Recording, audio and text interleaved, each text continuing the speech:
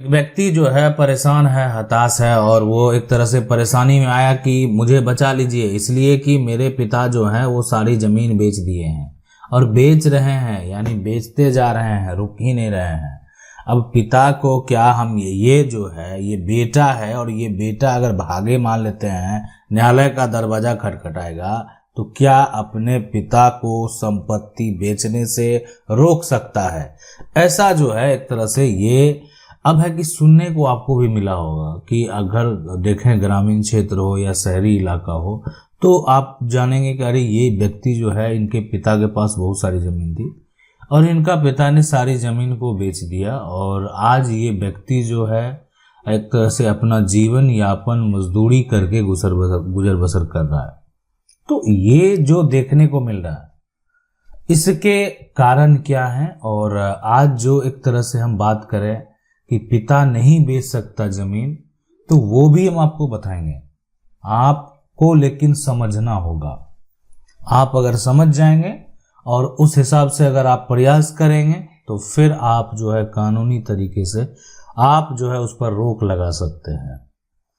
मैं आपको बता दूं, अगर एक पिता है और पिता के 2 बेटे हैं, तो ये जो है मान लेते पिता है, अक्सर आप देखा जाता है कि ठीक है, जो ज़मीन है, अगर कहीं पर कोई मकान है, तो ये सभी पिता के नाम पर हैं। पहले है ना, पहले अगर बात करें तो पहले दादा का नाम था, है ना, लेकिन अब क्या है, अब यहाँ पर पिता का नाम दर्ज है।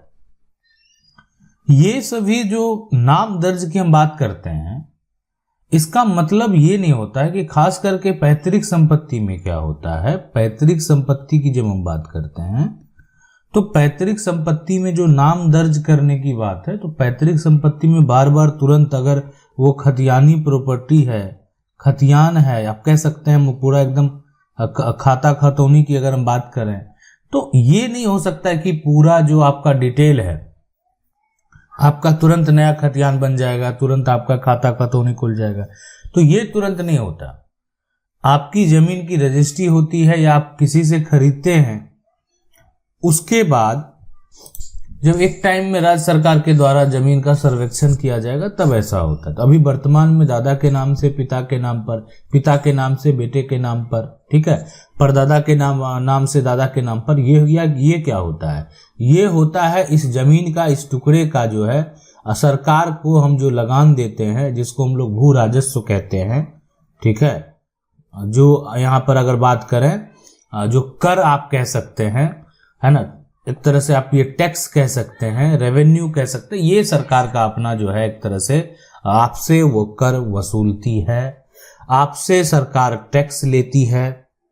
यानी ये भू राजस्व जो है उसमें नाम आपका दर्ज किया जाता है, उसका एक रिसिप्ट दिया जाता है कि देखें आप जमा कर सकते हैं, ठीक है, आप उत्तराधिकारी हैं, आप अपने जो है पिता के जमीन के उत्तराधिकारी हैं, आप इसको जमा कर सकते हैं, जमा कीजिए और उसका स्लिप प्राप्त कीजिए, है ना। उसी स्लिप को जो है रसीद बोलते हैं। अब लेकिन मैं आपको कहूं, जो पिता है, पिता संपत्ति नहीं बेच सकता, पिता नहीं बेच सकता पैतृक संपत्ति।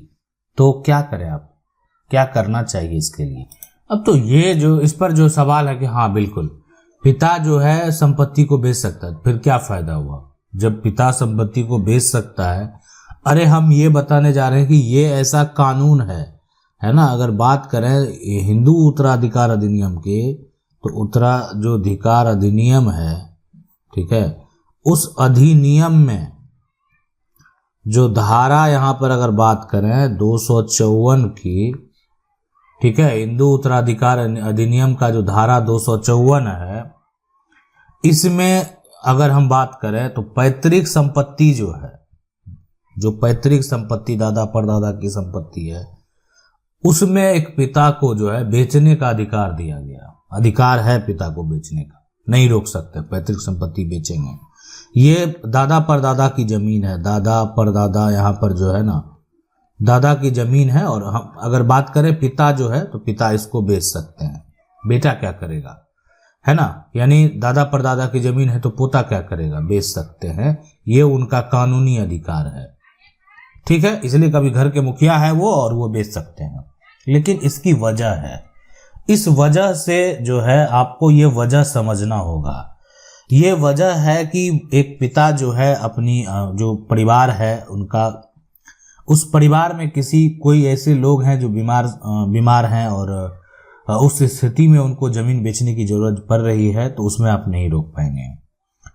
कोई पैतृक अगर कर्ज है, ये एक सबसे सटीक है कि कर्ज अगर कोई चुकाने की बात है, दादा परदादा के समय से कर्ज लिया हुआ है, तो कहाँ से चुकेगा? पैतृक जमीन को बेचकर ही चुकेगा, ऐसे तो नहीं चुक जाएगा। तो एक तरह से पिता को ठीक है, अधिकार है कि आप बेच सकते हैं। मान लेते हैं किसी का घर में मृत्यु हो जाती है, दादा की मृत्यु हो जाती है, परदादा की मृत्यु हो जाती है, तो अब उनका मृत्यु में भी जो अभी के अगर देखा जाए तो सामाजिक स्तर पर जो है बहुत सारे क्रियाक्रम होते हैं, उसमें खर्च किए जाते हैं।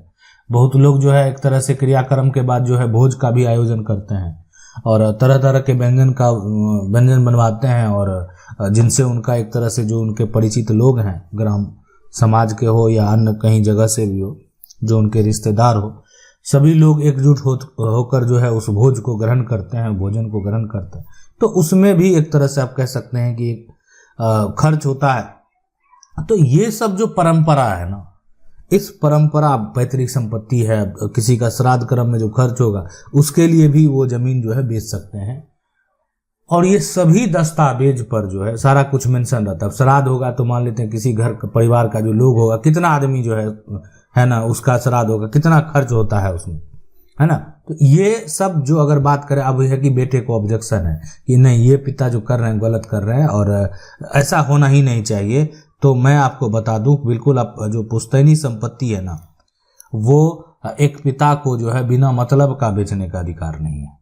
हम बात करेंगे यहाँ पर, जैसे बोले कि नहीं अधिकार है और कानून में अधिकार दिया गया, हिंदू उत्तराधिकार अधिनियम का जो धारा 254 है, ये कहता है कि नहीं, आपको अधिकार है, बेच सकते हैं, आपको अधिकार मिला हुआ है।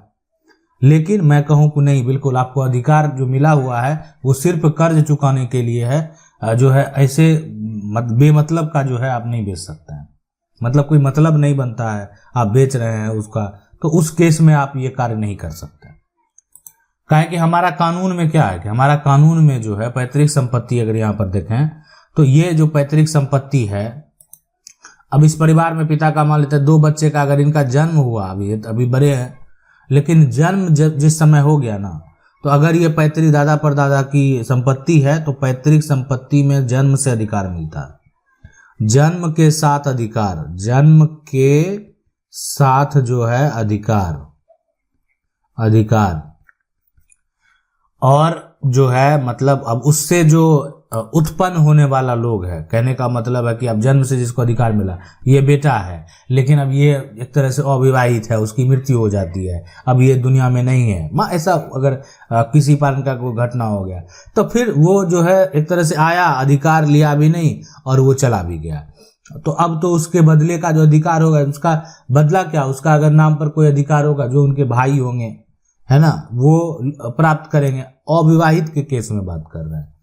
लेकिन अगर क्या होता है, विवाह हो जाता है, किन्हीं से उसका अटैचमेंट हो गया, जैसे होता है ना कि आप एक कानूनी तौर पर जो है एक तरह से जो रिश्तेदार बन गए, तो अब वहां पर क्या होगा कि अब वो एक जो कानूनी रिश्ता है, वो एक तरह से जो लोग बंधन में बन जाते हैं, तो उसके बाद इस व्यक्ति की जितनी संपत्ति होगी, उनका हकदार उनकी पत्नी होगी, उनकी बेटी होगी, है ना, और उनका बेटा होगा, है ना। साथ में अगर माँ है तो माँ को भी एक तरह से अधिकार दिए गए हैं।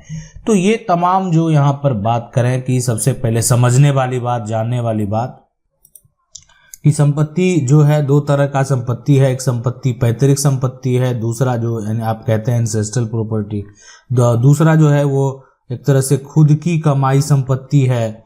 तो खुद की कमाई संपत्ति सेल्फ एक्वायर्ड प्रॉपर्टी जो है आदमी कभी भी बेचे खरीदे, उससे कोई लेना देना नहीं है। अब अपनी पैसे से कमाया है, बेच रहा है, कुछ भी कर रहा है, तो आपको क्या लेना देना उससे है। अब अपना वो कमाया कुछ भी करे, कहीं पर मान लेते हैं कुछ कर दे, तो सेल्फ एक्वायर में तो सोचना ही नहीं है।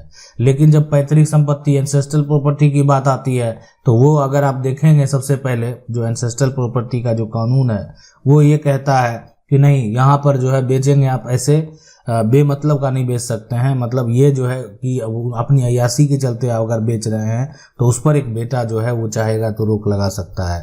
लेकिन अब बेटा का एक सवाल है कि हम रोक नहीं लगा पा रहे हैं। एक बेटा का एक बड़ा सवाल है कि वो रोक नहीं लगा पा रहे हैं। देखिए, सबसे पहले तो एक पहला विकल्प आपके पास इस बेटे के पास है कि आप जाएंगे रजिस्ट्री कार्यालय में रोक लगाने के लिए, तो आपके नाम संपत्ति है नहीं, तो इसलिए वो आप वहां पर रोक नहीं लगा पाएंगे। आप चाहें तो एक बार जब म्यूटेशन के लिए अप्लाई होता है उसमें एक आवेदन कर दें। और रही बात, ये सबसे बेहतर उपाय यही है कि आपको कोर्ट में केस फाइल करना है। जो सेल डीड किया गया है, जब उसकी कोई जरूरत नहीं है, ठीक है, सेल डीड जो मतलब जमीन को बेचा गया है, उसकी कोई ज़रूरत नहीं है, तो उस केस में आपका जो रजिस्ट्री है वो कैंसिल हो जाएगा। मैं आपको बता दूं कि अगर आप बेटे हैं और आपके पक्ष में माँ की गवाही होगी, ठीक है, और माँ भी स्पष्ट करेंगे कि मेरे पति के द्वारा जो गलत संपत्ति बेचा गया वो गलत तरीके से बेचा गया है, वो एक तरह से अपनी अय्यासी के लिए बेचा गया है, तो आपका जो सेल डीड है, आपका जो रजिस्ट्री है वो जरूर टूटेगा। ठीक है, कोई भी जो जमीन है, पैतृक जमीन चला गया है अगर भी, तो वो आपको वापस मिलेगा। इसलिए वापस देखें, अपने हिस्सा भर तो आपको मिलना ही है, जितना आपका हिस्सा बनता है वो तो मिलना तय है। तो हिस्सेदार तो बेटा है, बेटी है, सारे लोग परिवार में हिस्सेदार है। पिता का भी अपना एक शेयर है, तो अपना हिस्सा वो जो भी करना चाहे कर सकते हैं। उससे जो है अधिक वो कोई भी कार्य जो है वो नहीं कर पाएंगे। आशा करते हैं वीडियो अच्छा लगा होगा। वीडियो को लाइक जरूर कर दें। चैनल को पहली बार देख रहे हैं, सब्सक्राइब करके जो बेल आइकन है उसको जरूर दबा लें। मिलते हैं अगले वीडियो में, तब तक के लिए जय हिंद।